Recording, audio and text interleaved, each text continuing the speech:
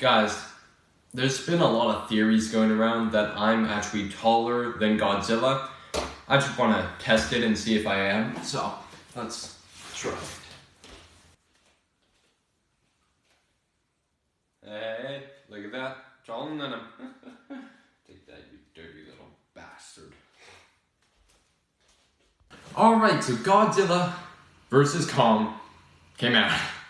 Wow.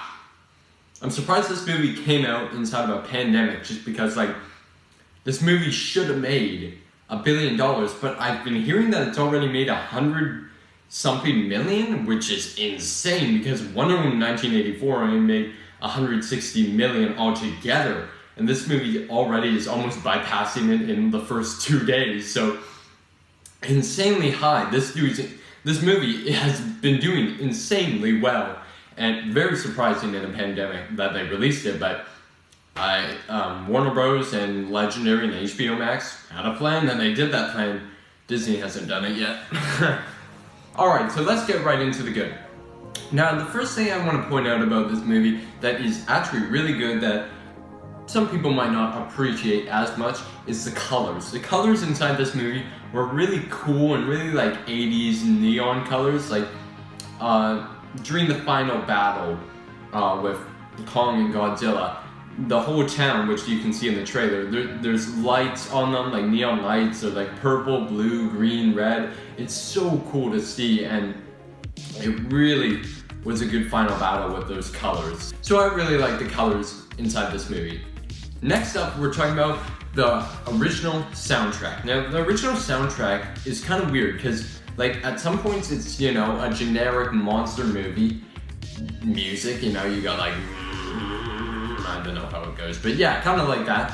And then you got some synth music inside of here, which is my favorite type of music. And the first time we got to hear the synth music is when Millie Bobby Brown was on screen. Now, I don't know if that's kind of a reference to Stranger Things or something, but I don't know. But there was a lot of synth music throughout the movie, and I loved it. I thought that really brought up the movie for me. Next up, we're going to the theme. I feel like a theme makes a movie really good.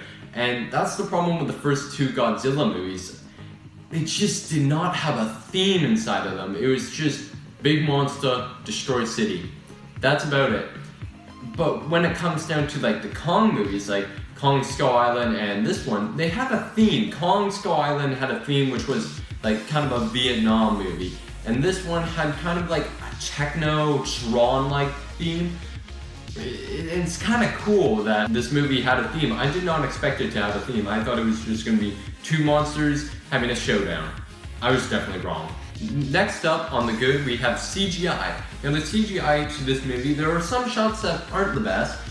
Sometimes when Kong's in the daylight on the aircraft carrier, not always the best. But throughout the movie, there are a lot of great CGI shots with Kong in the daylight, and I think they just did an extraordinary job with the CGI, and I could see this movie definitely be nominated for Best Visual Effects. Maybe not winning, but definitely nominated, which is pretty cool for a monster movie. And our final thing that's good about this movie is the stupid plot. Now, the stupid plot is kind of good and bad, it's something good to have sometimes if they use the stupid plot to their advantage, and they definitely did inside of this movie.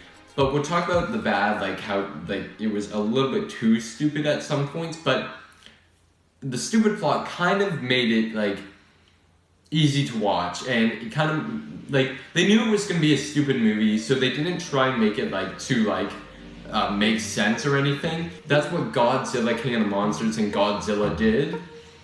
It's kind of a problem, but with this one, it was really good with its stupid plot. Anyways, moving on to the bad, let's talk about the stupid plot again. Now, the stupid plot was used in very many good ways, but at some points, it wasn't used very good. Now, I'm talking about the scenes where it's about Kong's backstory. I'm talking about those kind of make it a little bit more stupid, and it just kind of dampens my rating for this film a little bit. Not too much, but it just kind of does. Next up, we have the runtime. Now, this film wasn't too long, but too short. And I feel like if they just made it maybe go 40, 30 more minutes, did a little bit more at the start, did a little bit more in the middle, and that would have made it a little bit better of a movie and maybe gave like Kong more of a backstory inside of this. And like Godzilla, I think Godzilla actually had barely any screen time in this movie, and I feel like if you just add like another 40 minutes, half of the 40 minutes to Godzilla, it would have been great.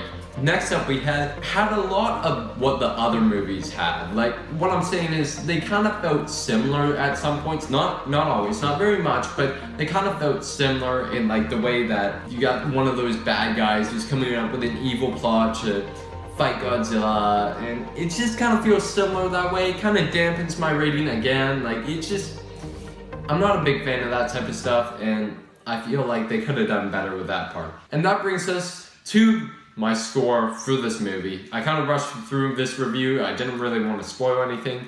If I did, it probably would be like 12 minutes or something. But my score for this movie is going to be a solid 79 out of 100. I was so surprised that this movie was actually really good.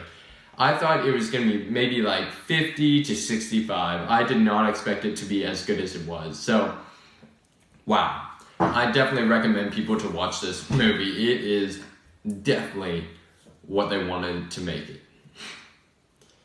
Anyways, thanks for watching. Please subscribe, and I'll be making all 4 Monsterverse movies ranked coming soon. Thanks for watching.